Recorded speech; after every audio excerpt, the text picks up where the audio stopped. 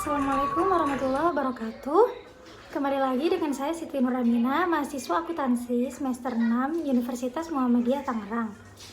Video ini dibuat untuk memenuhi tugas mata kuliah teori akuntansi.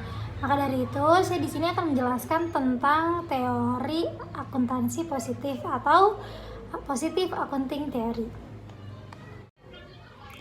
Teori akuntansi positif diakui kemunculannya ketika Watts dan Zimmerman mempublikasikan artikelnya yang berjudul Towards a Positive Theory of the Determination of Accounting Standard pada tahun 1978.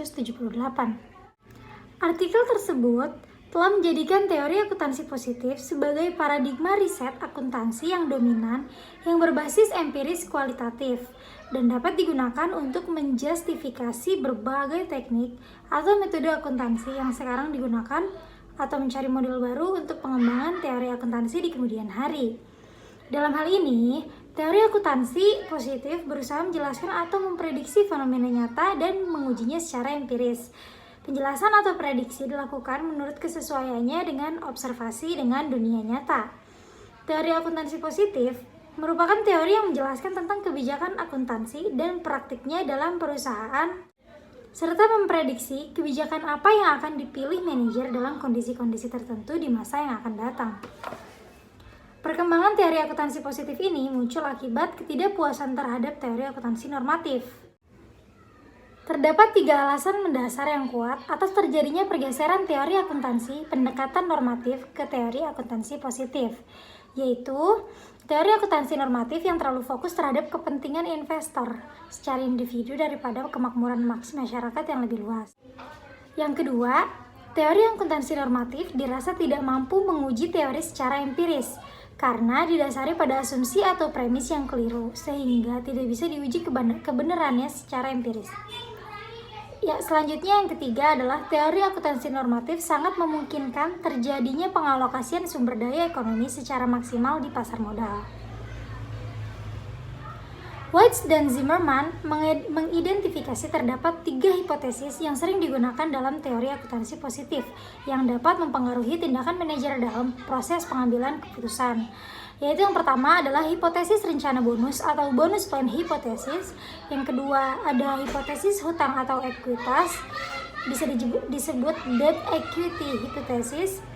Dan yang terakhir adalah hipotesis biaya politik atau political cost hypothesis. Yang dimaksud dengan hipotesis rencana bonus adalah manajer perusahaan dengan bonus tertentu cenderung lebih menyukai metode yang meningkatkan laba periode tahun berjalan. Selanjutnya, hipotesis hutang dan ekuitas adalah makin tinggi rasio hutang atau ekuitas perusahaan, maka makin besar kemungkinan bagi manajer untuk memilih metode akuntansi yang dapat menaikkan laba. Yang terakhir, hipotesis biaya politik. Perusahaan besar cenderung menggunakan metode akuntansi yang dapat mengurangi laba periodik dibandingkan perusahaan kecil. Menurut Watts dan Zimmerman, teori akuntansi positif telah memberikan sumbangan yang berarti bagi pengembangan akuntansi. Di antaranya, yang pertama, menghasilkan pola sistematik dalam pilihan akuntansi dan memberikan penjelasan spesifik. Yang kedua, memberikan kerangka yang jelas dalam pilihan akuntansi. Yang ketiga, menunjukkan peran utama contracting cost dalam teori akuntansi. Yang keempat, menjelaskan mengapa akuntansi digunakan dan memberikan kerangka dalam memprediksi pilihan akuntansi. Dan yang terakhir, yang kelima, yaitu mendorong riset yang relevan dengan akuntansi dan menekankan pada prediksi serta penjelasan terhadap fenomena. Salah satu variabel yang memiliki hubungan dengan positive accounting theory adalah variabel economic performance. Hubungan teori akuntansi positif dengan economic performance terletak pada kebijakan akuntansinya. Para manajer akan berupaya untuk mencapai tujuan perusahaan, yaitu mendapatkan kinerja yang maksimal dan baik. Untuk mencapai tujuan tersebut, seorang manajer bekerja sama dengan para stafnya dalam melakukan kebijakan-kebijakan perusahaan. Kebijakan yang dikeluarkan oleh manajemen haruslah sesuai dengan kebutuhan perusahaan. Manajemen biasanya berupaya memilih metode akuntansi yang lebih efisien dan efektif untuk menaikkan harga saham perusahaan tanpa melepaskan ketiga hipotesis teori akuntansi positif, sehingga dengan pemilihan metode akuntansi yang tepat akan berdampak terhadap laba yang dihasilkan oleh perusahaan.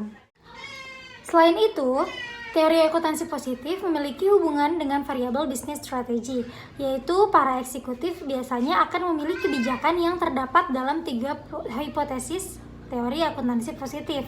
Dengan pemilihan metode akuntansi yang tepat, akan berdampak terhadap laba dan dividen perusahaan. Ketika laba perusahaan meningkat, maka investor akan tertarik untuk berinvestasi sehingga harga saham meningkat dan meningkatkan economic performance. Sekian materi hari ini. Kurang lebihnya mohon maaf. Wassalamualaikum warahmatullahi wabarakatuh.